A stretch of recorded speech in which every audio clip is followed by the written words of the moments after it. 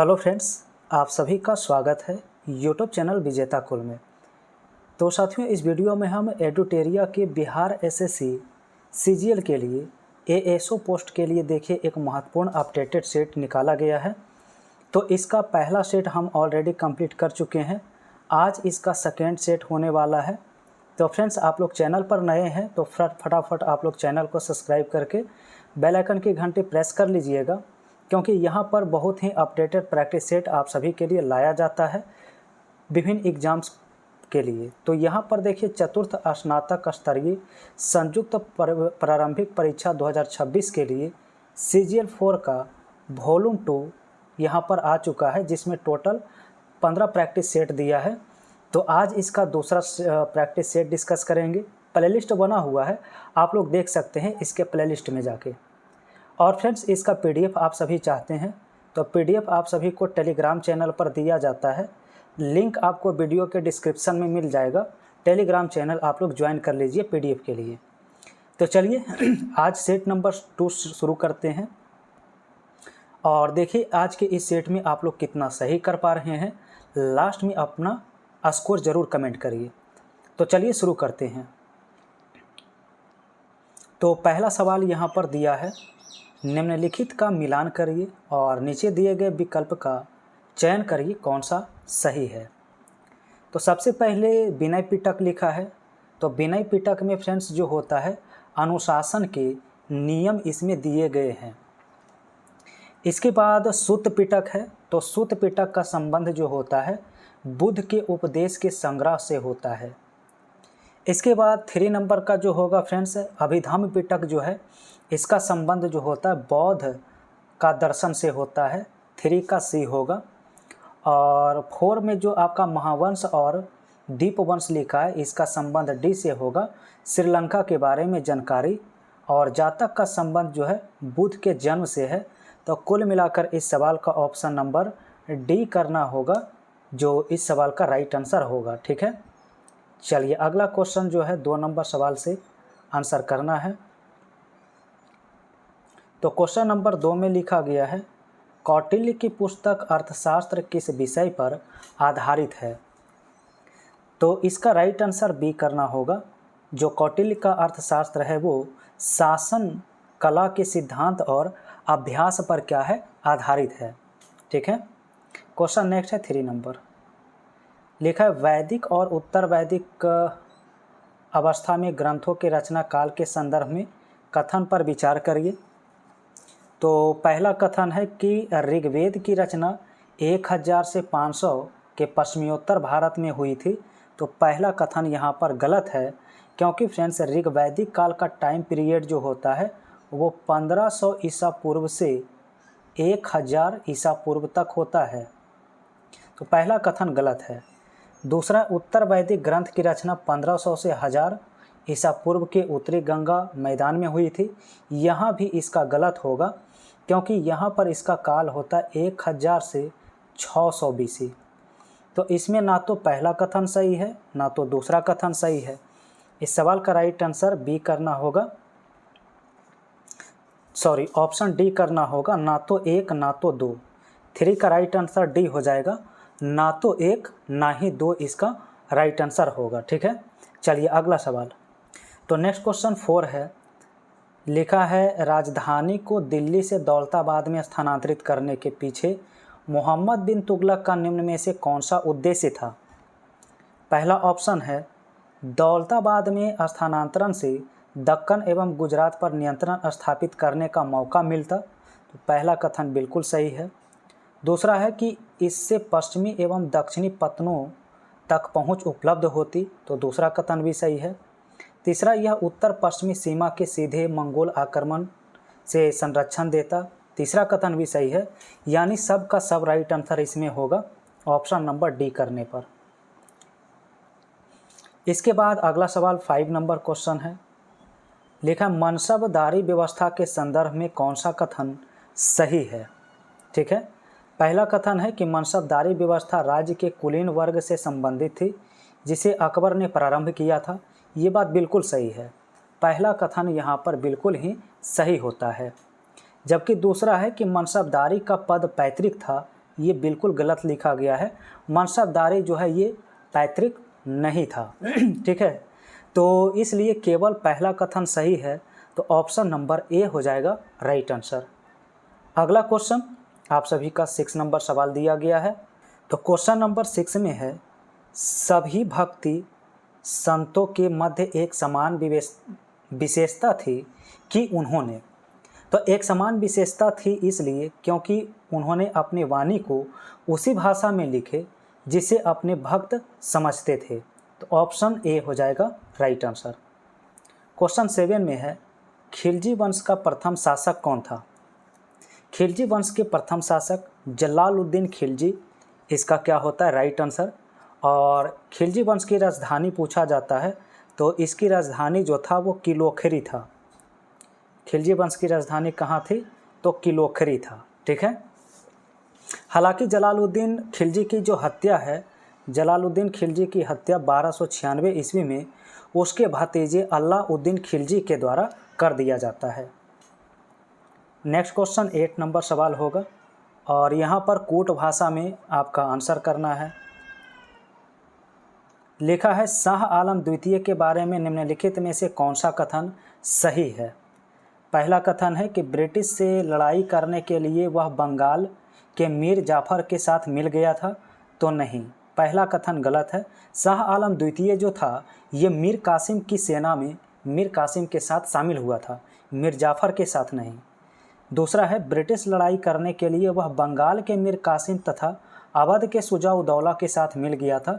ये बात बिल्कुल सही है, क्योंकि बक्सर की जब लड़ाई हुई थी 1764 ईस्वी में, तो ये 3 शक्ति एक साथ थे, 3 शक्ति एक साथ थे। ठीक है, चल दूसरा कथन सही है। तीसरा, ब्रिटिश ने उसे बक्सर के युद्ध में पराजित कर दिया था। हाँ, ये कथन सही है कि ब्रिटिश के द्वारा पराजित किया गया था। तीसरा है, वह इलाहाबाद की संधि के द्वारा ब्रिटिश पेंशन भोगी बनकर रहा था। ये भी सही है। तो दूसरा, तीसरा और चौथा कथन इसका क्या होता है राइट होता है। ऑप्शन नंबर ए हो जाएगा। इलाहाबाद की संधि कब हुई थी तो नोट करेंगे। इलाहाबाद की संधि जो है 1765 ईस्वी में किया जाता है और इसके तहत मुगल सम्राट को 26 लाख की वार्षिक पेंशन देना स्वीकार किया गया था। चलिए, अब हमारा नेक्स्ट क्वेश्चन 9 नंबर है। तो 9 नंबर क्वेश्चन में है कि 1859 के नील विद्रोह के बारे में निम्नलिखित में सही कथन कौन सा है? तो यहाँ पर पहला ऑप्शन है कि यह पूना और अहमदनगर में शुरू हुआ था। तो पहला कथन गलत है, क्योंकि यह पूना में नहीं बल्कि यह बंगाल में शुरू हुआ था। कहाँ पर था? बंगाल में। दूसरा, यह साहूकारों के विरुद्ध संचालित था। तो ये गलत है। ठीक है, ये फ्रेंड्स आपका शुरू किया गया था जो आपके यूरोपीय व्यापारी थे, यूरोपीय व्यापारियों के विरुद्ध शुरू किया गया था। तो पहला कथन और दूसरा कथन दोनों ही गलत है। सी ऑप्शन में है, बंगाल के बुद्धिजीवियों ने इसे बढ़ावा दिया था। तो हाँ, ये बात सही है। तीसरा कथन इसका सही हो जाएगा ऑप्शन नंबर सी में। चलिए, क्वेश्चन नंबर 10 है। 10 में लिखा है, व्यापकगत सिद्धांत के संदर्भ में निम्नलिखित कथन पर विचार करिए, कौन सा कथन सही है? पहला कथन है कि इसे फ्रांसीसी गवर्नर डुप्ले ने पेश किया था। ये बात गलत है, क्योंकि व्यापकगत का सिद्धांत जो है वो लॉर्ड डलहौजी के द्वारा लाया गया था। किसके द्वारा? तो लॉर्ड डलहौजी इससे संबंधित है, इसलिए पहला कथन गलत है। दूसरा, यह भारतीय राज्यों के उत्तराधिकार की समस्याओं से संबंधित था। हाँ, दूसरा कथन सही है। तीसरा, इसने भारतीय शासकों के असंतोष में वृद्धि की, जो 1857 के विद्रोह के रूप में परिणत हुआ। तो तीसरा कथन भी सही होगा, यानी दूसरा और तीसरा कथन सही है। तो ऑप्शन नंबर डी हो जाएगा राइट आंसर। इसके बाद अगला सवाल 11 है। लिखा 1857 के विद्रोह के विषय में कौन सा कथन सत्य है? सही कथन की पहचान करें। पहला है, यह राजाओं, नवाबों और तालुकेदारों के द्वारा सावधानीपूर्वक संगठित और नियोजित विद्रोह था। ये बात बिल्कुल सही लिखा गया है, इसका राइट आंसर ए हो जाएगा। तो नेक्स्ट क्वेश्चन 12 है। लिखा है, भारत में अभिनव भारत नामक एक गुप्त संगठन अंग्रेजों का मुकाबला करने के लिए किसने संगठित किया था? तो फ्रेंड्स, इसका जो संगठन है वो बी डी सावरकर के द्वारा किया गया था। और इसका गठन जो है 1904 ईस्वी में किया जाता है। कब किया जाता है? तो 1904 ईस्वी में किया जाता है। चलिए अगला सवाल जो है आप सभी का 13 है। लिखा 1923 में स्वराज पार्टी का गठन एक समूह के रूप में इनमें से किस संगठन के रूप में हुआ था? तो 13 का राइट आंसर बी हो जाएगा कांग्रेस। क्या हो जाएगा? कांग्रेस इसका राइट आंसर हो जाएगा। और स्वराज पार्टी का गठन किसके द्वारा किया गया था? तो याद रखेंगे मोतीलाल नेहरू और चित्तरंजन दास। ठीक है, मोतीलाल नेहरू और चित्तरंजन दास के द्वारा इनका गठन किया गया था। नेक्स्ट क्वेश्चन 14 नंबर प्रश्न दिया है। सवाल में है कि निम्नलिखित कथन पर विचार करिए, कौन सा कथन सही है? पहला है भूगर्भ में परपट्टी के नीचे के भाग को मेंटल कहा जाता है। ठीक है, तो फ्रेंड्स क्वेश्चन में देखेंगे लिखा है कौन सा असत्य कथन है, यानी गलत ऑप्शन छांटना है। तो पहला कथन तो ये सही लिखा गया है। दूसरा कथन है कि ज्वालामुखी उद्गार के दौरान जो लावा धरातल पर आता है उसका स्रोत जो है भूगर्भ का क्रोड कहलाता है। नहीं, दूसरा कथन यहाँ पर गलत होता है, ये क्रोड नहीं कहलाता है। ठीक है, बल्कि इसे दुर्बलता मंडल कहते हैं। इसके बाद तीसरा है कि मेंटल का विस्तार दुर्बलता मंडल तक पाया जाता है। तो तीसरा कथन भी गलत है, यानी यहाँ पर 2 और 3 जो है कथन असत्य है। तो इसलिए आंसर सी हो जाएगा। दूसरा और तीसरा कथन क्या है? गलत है। क्वेश्चन नंबर 15 लिखा है निम्नलिखित कथन पर विचार करिए, कौन सा कथन इसमें सही लिखा गया है? पहला है पर्वतों के एक रेखा क्रम से व्यवस्थित होने को पर्वत श्रृंखला कहा जाता है। पहला कथन सही है। दूसरा, बलित पर्वत वह होते हैं जिसकी सतह ऊबड़ खाबड़ तथा शिखर शंक्वाकार होती है। दूसरा कथन भी सही है। तीसरा, विश्व की सबसे पुरानी बलित पर्वत श्रृंखला अरावली है। बिल्कुल सही लिखा गया है। तो तीनों कथन यहाँ पर राइट होते हैं। ऑप्शन नंबर डी करेंगे। इसके बाद अगला सवाल 16 है। लिखा निम्न में से कौन सा कथन सही नहीं है? तो पहला यहाँ पर है कि उपग्रह ग्रहों की परिक्रमा के साथ साथ सूर्य की भी परिक्रमा करते हैं। ये बात तो बिल्कुल स्पष्ट है, सही है। दूसरा है पृथ्वी के उपग्रह चंद्रमा के व्यास के पृथ्वी का आधा होता है। दूसरा कथन गलत है। तो चंद्रमा का व्यास पृथ्वी के व्यास का 1/4 होता है, 1/4 होता है। इसलिए इसका राइट आंसर जो करना होगा वो ऑप्शन बी करना होगा। क्या हो जाएगा? केवल 2 इसका राइट आंसर होगा। ठीक है, चलिए अब देखिए अगला सवाल 17 है। लिखा है निम्न में से कौन सी विशेषता आग्नेय चट्टान के संदर्भ में सही नहीं है? तो पहला ऑप्शन यहाँ पर देखेंगे तो लिखा है आग्नेय चट्टानें स्थूल परत रहित कठोर सघन और जीवाश्म रहित होती है। चलिए इसका अगर कूट भाषा में दिया होगा तो देखेंगे कौन सा ऑप्शन सही है। तो 17 का सी सही होगा। कम सिलिका की मात्रा वाली आग्नेय चट्टानें आम्लीय होती है। तो आम्लीय ये लिखना यहाँ पर गलत है, बल्कि यहाँ पर होना चाहिए क्षारीय होती है। यहाँ पर क्या लिखना चाहिए? क्षारीय लिखना होता। तो इसलिए राइट आंसर इसका क्या हो जाएगा? Option C. आइए अगला सवाल फ्रेंड्स आप सभी का क्वेश्चन नंबर 18 है। 18 में कहा है कि कौन सा कथन सही लिखा गया है? सही कथन देखिए। क्वेश्चन है निम्नलिखित कथन में कौन सा सही नहीं है? तो पहला ऑप्शन में है निम्न अक्षांशों में उष्ण कटिबंध से उच्च अक्षांशीय समशीतोष्ण और उपध्रुवीय कटिबंध की ओर बहने वाली गर्म धाराओं को गर्म जलधारा कहते हैं। पहला कथन तो सही है। दूसरा कथन है कि ठंडी जलधाराएं उत्तरी गोलार्ध में उच्च अक्षांशीय क्षेत्र में महाद्वीप के पश्चिमी तट पर बहती है। तो पश्चिमी तट यहाँ पर गलत है, ये पश्चिमी तट नहीं होना चाहिए, पूर्वी तट।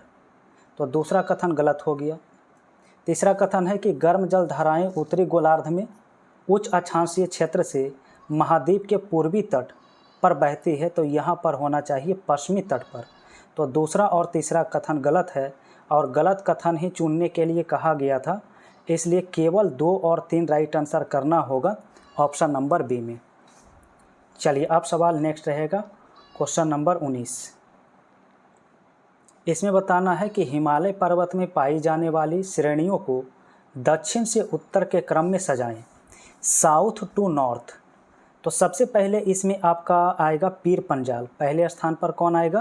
पीर पंजाल आएगा। दूसरे स्थान पर आपका जास्कर की श्रेणी आएगा।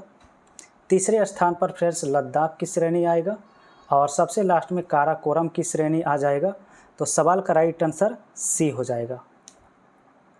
क्वेश्चन नंबर 20 लिखा है, चलवासी पशुपालक के रूप में अपना जीवन यापन करने वाली मसाई जनजाति कहाँ निवास करती है? तो मसाई निवासी जो है वो पूर्वी अफ्रीका में पाई जाती है। आंसर सी हो जाएगा। नेक्स्ट क्वेश्चन है, लिखा एक पंचायत समिति किस स्तर पर पंचायती राज संरचना का संचालन करती है? तो याद रखेंगे ब्लॉक स्तरीय निकाय होती है। क्या होती है? ब्लॉक स्तरीय निकाय होती है। क्वेश्चन नेक्स्ट है, ब्रिटिश शासनकाल में संविधान के विकास में कौन सा कानून ऐतिहासिक नहीं था? इसमें आप देखेंगे फ्रेंड्स, तो भारत में ब्रिटिश सत्ता का जो प्रभाव रहा था 1757 से 1947 तक प्रभाव रहा था, जिसमें आपका 1700 रेगुलेटिंग एक्ट आता है, 1833 का चार्टर एक्ट आता है, गवर्नमेंट ऑफ इंडिया एक्ट आता है, बट यहाँ पर production of civil rights act 1955 नहीं आता है और इसका जो है भारतीय संविधान के विकास में कोई भी योगदान नहीं था, इसलिए राइट आंसर डी हो जाएगा। चलिए अगला सवाल 23 है, लिखा पंचायती राज संस्थाओं को 29 कार्यों की सूची किस अनुच्छेद के तहत दी गई है? तो 23 का ऑप्शन नंबर डी याद रखेंगे, अनुच्छेद 243 के जी के तहत। ठीक है। नेक्स्ट सवाल है, 73वें संविधान संशोधन कानून की वैधानिक शुरुआत किस संविधान संशोधन बिल से हुई? तो 24 का ऑप्शन नंबर डी करना होगा। ये शुरुआत जो है 64वां संविधान संशोधन के तहत किया गया था। ठीक है, याद रखेंगे 73वां संविधान संशोधन जो था, 73वां संविधान संशोधन को पहली बार वैधानिक मान्यता देने की शुरुआत वर्ष 1989 में राजीव गांधी के द्वारा 64वां संविधान संशोधन किया गया था, परंतु यह लोकसभा में पारित नहीं हो पाया था। इसके बाद 73वां संविधान संशोधन जो है वो 1992 ईस्वी में अधिनियमित पारित हुआ और 24 अप्रैल 1993 से पूरे देश में इसे लागू किया गया। ठीक है, चलिए अगला सवाल देखिए, 25 है, लिखा इंदिरा साहनी बनाम भारत संघ मुकदमे के सर्वोच्च न्यायालय का निर्णय किस विषय से संबंधित है? तो 25 का ऑप्शन ए हो जाएगा। इसका संबंध है सरकारी नौकरियों में अन्य पिछड़ा वर्ग का आरक्षण। नेक्स्ट सवाल, लिखा है भारत के वरीयता क्रम में निम्न में से कौन पहले आते हैं? तो चारों ऑप्शन में देखना होगा सबसे पहले कौन आएंगे। तो सबसे पहले इसमें वरीयता क्रम में यूपीएससी का चेयरमैन आ जाएगा, ए ऑप्शन राइट हो जाएगा। ठीक है, अगर पूरे भारत में बात करें तो सबसे पहले स्थान पर राष्ट्रपति आते हैं। सबसे पहले स्थान पर कौन आते हैं? राष्ट्रपति, इसके बाद उपराष्ट्रपति, फिर प्रधानमंत्री और इसके नीचे जो है राज्यों के राज्यपाल और अन्य सारे जो कर्म होते हैं इसके नीचे होते हैं। चलिए नेक्स्ट 27 है, लिखा है निम्न में से कौन सा अनुच्छेद पंचायत के गठन के लिए राज्य सरकार को निर्देश देता है? तो 27 का ऑप्शन बी करना होगा, आर्टिकल 40 इसका निर्देश देता है। ठीक है, 1992 में संविधान में 73वां संविधान संशोधन करके इसे वैधानिक मान्यता प्रदान किया गया। नेक्स्ट क्वेश्चन है, पंचायती राज प्रणाली किस सूची में है? तो फ्रेंड्स पंचायती राज प्रणाली जो होता है ये राज्य सूची का विषय होता है, जिसमें वर्तमान में अभी 61 विषय हैं। इसमें कितने विषय हैं? तो 61 विषय होते हैं। ठीक है, ऑप्शन बी राइट है। नेक्स्ट सवाल 29 है, लिखा ईपीसीजी का पूर्ण रूप क्या है? ईपीसीजी इसका फुल फॉर्म होता है एक्सपोर्ट प्रमोशन कैपिटल गुड्स। और अगला सवाल 30 है, लिखा जैसे जैसे अर्थव्यवस्था विकसित होती है राष्ट्रीय आय में तृतीय क्षेत्र का अंश पर क्या प्रभाव पड़ता है? तो इसमें होता है कि जैसे जैसे अर्थव्यवस्था विकसित होती है वैसे वैसे तृतीय क्षेत्र का अंश का प्रभाव बढ़ता है। सी ऑप्शन राइट हो जाएगा। और नेक्स्ट क्वेश्चन 31 है, लिखा है व्यष्टि अर्थशास्त्र के संबंध में निम्नलिखित कथन पर विचार करिए, कौन सा कथन सही लिखा गया है? तो इसमें केवल पहला कथन सही है। व्यष्टि अर्थशास्त्र आर्थिक गतिविधियों के लिए बॉटम अप दृष्टिकोण को संदर्भित करता है। केवल पहला सही है, दूसरा गलत है। आइए नेक्स्ट सवाल 32 है। लिखा है किसी दी गई अवधि के लिए एक देश की राष्ट्रीय आय क्या होती है? तो राष्ट्रीय आय होता है अंतिम उत्पादित वस्तुओं और सेवाओं के मौद्रिक मूल्य के बराबर। ठीक है। Question number 33। क्वेश्चन में आर्टिफिशियल इंटेलिजेंस के लिए प्रोग्रामिंग भाषा LISP को किसने बनाया? तो 33 का बी हो जाता है जॉन मैकार्थी के द्वारा बनाया गया। नेक्स्ट सवाल 34 है। लिखा है कंप्यूटर को बूट करने के लिए किसकी आवश्यकता होती है? तो 34 का ऑप्शन सी याद रखना होगा, ऑपरेटिंग सिस्टम। नेक्स्ट लिखा है निम्न में से कौन बांसुरी वादक हैं? तो बांसुरी वादक का संबंध किसका है? तो हरिप्रसाद चौरसिया। हरिप्रसाद चौरसिया का संबंध किससे है? बांसुरी से है। ऑप्शन ए में पंडित रविशंकर दिया है, तो इनका संबंध फ्रेंड्स याद रखेंगे सितार से होता है। जबकि जाकिर हुसैन का संबंध किससे है? तो जाकिर हुसैन का संबंध जो होता है ये तबला से होता है। और डी ऑप्शन में अमजद अली खान है, तो अमजद अली खान का संबंध जो है वो सरोद से है। ये भी सवाल कई बार पूछा गया है। चलिए अगला सवाल 36 है। लिखा है थल सेना दिवस कब मनाया जाता है? तो थल सेना दिवस प्रत्येक साल 15 जनवरी को मनाया जाता है। ऑप्शन बी में 8 अक्टूबर है, तो 8 अक्टूबर को वायु सेना दिवस मनाते हैं। और 4 दिसंबर को नौ सेना दिवस मनाया जाता है। और 16 दिसंबर को फ्रेंड्स विजय दिवस मनाया जाता है। ठीक है। क्वेश्चन नेक्स्ट है 37। नेपाल के संसद को किस नाम से जाना जाता है? तो याद रखेंगे नेपाल के संसद को संघीय संसद कहते हैं। और अगला सवाल 38 है। लिखा है भारत की प्रथम मुख्य फिल्म निम्न में से कौन थी? तो पहली मुख्य फिल्म जो है वो राजा हरिश्चंद्र था। ऑप्शन नंबर डी हो जाएगा। जबकि आलम आरा के बारे में याद रखेंगे, प्रथम अगर पूछा जाए बोलती फिल्म कौन थी, तो प्रथम बोलती फिल्म थी आलम आरा। जबकि झांसी की रानी के बारे में याद रखिएगा, क्वेश्चन आएगा प्रथम टेक्निकल फिल्म कौन थी? तो प्रथम टेक्निकल फिल्म झांसी की रानी थी। वहीं अगर आपसे प्रथम 3D फिल्म पूछा जाए, तो प्रथम 3D फिल्म था माई डियर कुट्टी चातन, 3D फिल्म। ठीक है। चलिए अब आपका अगला सवाल 39 है। लिखा बिहार का पहला रामसर स्थल कौन सा है? तो ये बेगूसराय में स्थित है। ऑप्शन सी होगा कांवर झील। बेगूसराय में स्थित कांवर झील इसका क्या हो जाएगा? Right answer. कांवर झील देश का जो है ये 39वां रामसर स्थल है, जबकि बिहार का पहला है। बिहार का पहला और देश का 39वां। इसके बाद अगला सवाल 40 है। लिखा है निम्नलिखित झीलों में कौन सी लैगून झील है? तो लैगून झील की पहचान करना है इसमें। तो फ्रेंड्स पहला आपका चिल्का झील हो जाएगा। इसके बाद आपका पुलिकट झील और कोलेरू झील। बुलर झील जो होता है ये मीठे पानी की सबसे बड़ी झील है। तो करेक्ट आंसर इस सवाल का क्या है? तो ऑप्शन नंबर डी है। अगला सवाल 41। लिखा है बिहार बजट 2026-27 को मुख्यमंत्री नीतीश कुमार ने कितने स्तंभों पर आधारित बताया? तो 41 का बी करेंगे 5। इसके बाद अगला सवाल 42। लिखा वन स्थिति रिपोर्ट 2023 के अनुसार वन और वृक्ष आवरण में सर्वाधिक वृद्धि वाले 3 राज्य निम्न में से कौन हैं? तो आंसर इसका डी होगा छत्तीसगढ़, उत्तर प्रदेश और ओडिशा। नेक्स्ट लिखा है कि वैश्विक शांति सूचकांक 2025 के अनुसार एशिया का सबसे सुरक्षित देश कौन सा है?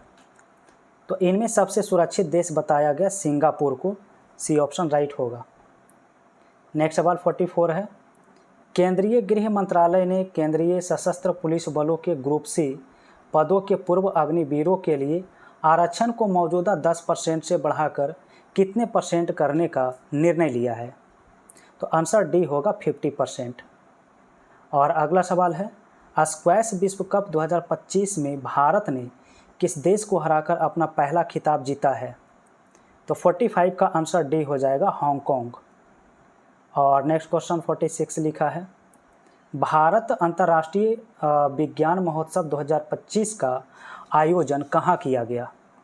तो 46 का बी ऑप्शन होगा, हरियाणा में। नेक्स्ट है, अंतर्राष्ट्रीय भ्रष्टाचार विरोधी दिवस 2025 कब मनाया गया? तो आंसर होगा 9 दिसंबर, ऑप्शन नंबर सी।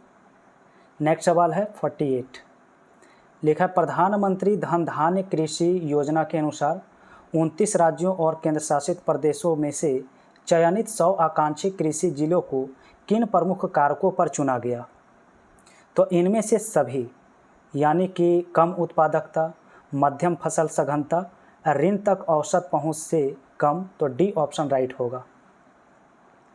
नेक्स्ट है, केंद्रीय बजट 26-27 के अनुसार राजकोषीय घाटा जीडीपी के कितना % सीमित रखने का लक्ष्य रखा गया है? तो 4.3%, ए ऑप्शन राइट होगा। इसके बाद अगला 50 है, निम्न में से कौन सा पुस्तक जो है सुधा मूर्ति द्वारा लिखा गया था? तो सुधा मूर्ति के द्वारा लिखा गया the magic of the last earnings. Next लिखा है कि निम्न में से कौन एंटीबायोटिक है?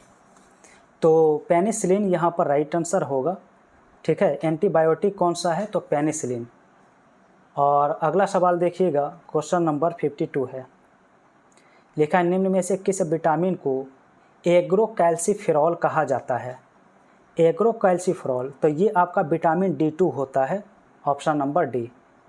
नेक्स्ट है, लाइकेन में एक क्लोरोफिल युक्त पार्टनर एक साथ रहते हैं, वो कौन कौन से हैं? तो लाइकेन में सहजीवी होते हैं शैवाल और कवक, डी ऑप्शन। इसके बाद नेक्स्ट है, इन किसमें परिवर्तन के कारण रंध्र खुलते या बंद होते हैं? तो 54 का ऑप्शन सी हो जाएगा, कोशिकाओं में पानी की मात्रा। ठीक है, अगला सवाल है 55, कवक पौधे में नहीं पाया जाता। तो कवक पौधों में क्या नहीं पाया जाता है? तो पर्णहरित नहीं पाया जाता है, क्योंकि पर्णहरित की अनुपस्थिति के कारण ही कवक जो है वो कार्बन डाइऑक्साइड और जल द्वारा कार्बोहाइड्रेट का निर्माण करने में असमर्थ होते हैं। इसलिए भोज्य पदार्थों की प्राप्ति के लिए वे वनस्पति और जीव जंतुओं के मृत शरीर पर ही आश्रित होते हैं। ठीक है, अगला है 56, पौधे अपना पोषक तत्व मुख्यतः किससे प्राप्त करते हैं? तो पौधे जो प्राप्त करते हैं पोषक तत्व वो मुख्य रूप से मृदा से प्राप्त करते हैं। और मिट्टी से कितने पोषक तत्व? तो 13 पोषक तत्व मिट्टी से प्राप्त करते हैं। नेक्स्ट सवाल है, बायोडिग्रेडेबल अपशिष्ट आमतौर पर जिसकी मदद से उपयोगी पदार्थ में बदला जा सकता है वह कौन सा है? तो इसका आंसर ए हो जाएगा, बैक्टीरिया। नेक्स्ट लिखा है, दूध किसका घटिया स्रोत है? दूध किसका घटिया स्रोत है? तो यहाँ पर 58 का राइट आंसर सी करना होगा, विटामिन सी का, क्योंकि दूध में कैल्शियम, प्रोटीन और कार्बोहाइड्रेट की मात्रा प्रचुर मात्रा में होती है। विटामिन सी की मात्रा इसमें नहीं होती, अतः आंसर सी होगा। नेक्स्ट सवाल है, महिला सेक्स हार्मोन इनमें कौन सा है? तो महिला सेक्स हार्मोन इनमें एस्ट्रोजन होता है, इसे फीमेल हार्मोन भी कहते हैं, इसे फीमेल हार्मोन भी कहा जाता है। इसमें देखिए आपका एक आता है पुरुषों के बारे में कि पुरुष सेक्स हार्मोन कौन सा होता है, तो इसे हम कहते हैं टेस्टोस्टेरोन। क्या कहते हैं? टेस्टोस्टेरोन कहते हैं। ये सवाल एग्जाम में कई बार पूछा जा चुका है, याद रखेंगे। चलिए 60 नंबर प्रश्न, निम्न में से कौन सा रक्त के संचरण में मदद करता है? तो रक्त के यहाँ पर जो आपका संचरण में मदद करता है वो होता है एरिथ्रोसाइट, और एरिथ्रोसाइट को क्या कहते हैं? आरबीसी कहते हैं, लाल रक्त कण कहते हैं, जिसका जीवन काल 20 से 120 दिन तक होता है। और आरबीसी का कब्र जो होता है वो प्लीहा को कहा जाता है। प्लीहा को क्या कहते हैं? आरबीसी का कब्र कहते हैं। चलिए अगला सवाल 61 है, लिखा फुटबॉल के खेल में एक गोलकीपर फुटबॉल को गोल में पकड़ने के बाद अपने हाथ को पीछे की ओर खींचता है, यह गोलकीपर को किस प्रकार सक्षम बनाता है? तो आंसर ए होगा, संवेग परिवर्तन की दर को कम करने के लिए ऐसा किया जाता है। नेक्स्ट क्वेश्चन, निम्नलिखित में से किस ऊर्जा परिवर्तन में घर्षण बल शामिल होता है? तो घर्षण बल इनमें से शामिल है गतिज ऊर्जा से ऊष्मा ऊर्जा में जो दिया गया है इस परिवर्तन में घर्षण बल शामिल होगा। नेक्स्ट क्वेश्चन लिखा है दर्पण के सामने खड़े एक व्यक्ति को अपना प्रतिबिंब अपने से अगर बड़ा लगता है तो इसका मतलब कौन सा दर्पण है। तो अगर बड़ा प्रतिबिंब प्राप्त करना है तो अवतल दर्पण का प्रयोग करेंगे और छोटा प्रतिबिंब प्राप्त करना है तो उत्तल दर्पण का प्रयोग करेंगे। अगला सवाल है लिखा गर्म करने पर अर्धचालक के प्रतिरोध पर क्या प्रभाव पड़ता है। तो अगर हम गर्म करने पर अर्धचालक के प्रतिरोध की बात करें तो यहाँ पर घटता है, अपोजिट होता है, रिवर्स होता है। बी ऑप्शन राइट होगा। नेक्स्ट है कि निम्न में से किस राशि का मात्रक नहीं है। प्रतिबल, विकृति बल और दाब दिया है। तो प्रतिबल का मात्रक होता है न्यूटन प्रति मीटर स्क्वायर। क्या होता है? न्यूटन प्रति मीटर स्क्वायर। बल का मात्रक न्यूटन, दाब का मात्रक पास्कल, बट विकृति का कोई भी मात्रक नहीं होता है। आंसर इसका सी हो जाएगा। इसके बाद अगला सवाल 66 है। 66 में बताना है, कहा है सही कथन चुनिए। सही कथन कौन सा है? सही होगा कि लाल प्रकाश का तरंगदैर्घ्य बैंगनी प्रकाश से ज़्यादा होता है। बिल्कुल सही है, क्योंकि लाल का तरंगदैर्घ्य सबसे अधिक और बैंगनी का सबसे कम होता है। अगला सवाल 67 कहा है रडार का आविष्कार कौन था। रडार का आविष्कार कौन किया है? तो रॉबर्ट वाटसन के द्वारा किया गया है 1936 में। ठीक है, 1936 में इसका खोज किया गया। नेक्स्ट है कुछ धातु ऑक्साइड अम्ल और क्षार के साथ अभिक्रिया कर नमक और पानी बनाते हैं। इन्हें उभयधर्मी ऑक्साइड कहते हैं। उभयधर्मी ऑक्साइड के उदाहरण बताइए। तो 68 का ऑप्शन बी हो जाएगा, Al2O3 और ZnO, जिंक ऑक्साइड और एल्यूमिनियम ऑक्साइड। नेक्स्ट है 69 एसिटिक अम्ल की गंध किसके समान होती है। तो फ्रेंड्स एसिटिक अम्ल का जो गंध होता है वो सिरके के समान होता है। इसका आंसर ए हो जाएगा। नेक्स्ट है परमाणु के नाभिक में कौन से मूल कण उपस्थित होते हैं। तो परमाणु के नाभिक में आपका प्रोटॉन और न्यूट्रॉन उपस्थित होता है। आंसर इसका सी हो जाएगा। 71 में है कि वह ताप बिंदु जिस पर ठोस, द्रव और गैसीय अवस्थाएं एक साथ रह सकती है उसे क्या कहते हैं। तो इसे हम त्रिक बिंदु के नाम से जानते हैं। अगला है चूने के पानी किसके द्वारा दूधिया हो जाता है। तो चूने का पानी कार्बन डाइऑक्साइड के द्वारा दूधिया होता है। नेक्स्ट लिखा है CNG का मुख्य घटक क्या है। तो CNG का मुख्य घटक मीथेन होता है। CH4 हो जाएगा। अगला है कि निम्न में से किसे हंसाने वाली गैस कहते हैं। तो हंसाने वाली गैस को नाइट्रस ऑक्साइड कहा जाता है। बी ऑप्शन राइट हो जाएगा। और अगला सवाल आप सभी का 75 है। लिखा है कि ट्यूबलाइटों तथा परखनलियों में प्रयोग किया जाने वाला ग्लास किससे बनता है।